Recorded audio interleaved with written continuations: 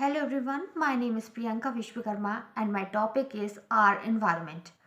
We have heard the word environment in the newspaper and and the people around us.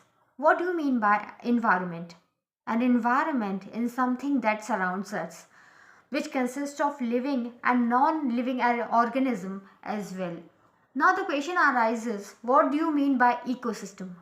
Ecosystem, in the ecosystem, all the organisms such as animals, plants, microorganisms, human beings interacts with the surroundings, so interacts with the physical surroundings to maintain a balance in nature. The the human beings, living and non-living beings, constitute an ecosystem. We can take the example of ecosystem like garden is an garden which consists of various kinds of species. The garden is an artificial ecosystem, while talking about forest is a natural ecosystem. Ecosystem consists of biotic components such as plants, animals. It consists of abiotic components such as physical factors like the temperature, rainfall, etc. We all know, as we know, organism can be classified into three categories like producers, consumers, and the decomposers. Producers are those organisms which produces their own food, like plants, and the certain bacteria are the producers. Consumers are those which totally depends on other organisms for their livelihood, for their sustenance. Consumers can be divided into herbivorous, carnivorous, omnivorous, and parasites.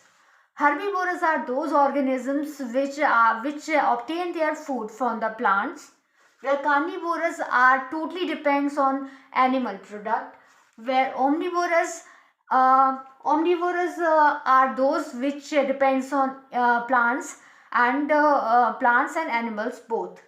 Parasites are those organisms which depends on other organism like mosquito. Examples of herbivores are the herbs and shrubs. Example of carnivores are lion. Example of omnivorous are the bear. And parasite is mosquito. While we all know one organism depends on another organism for their livelihood, for their sustenance. Now we can study about the food chain. Food chain is a chain in which the series of organism depends on other organism to obtain their food. These series may be from the different level, trophic level. For example, the food chain in the forest. Plants are eaten by deer and deer are eaten by lion. For the food chain in the grassland, grasses are eaten by the grasshoppers and grasshopper is eaten by the frog. Frog is eaten by the snake and the snake is eaten by the birds. In this way, the food chain continues.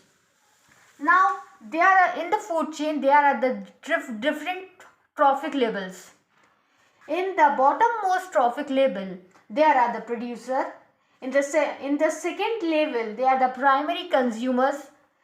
In the third level, they are the secondary consumers, and in the fourth level, there are the tertiary consumers.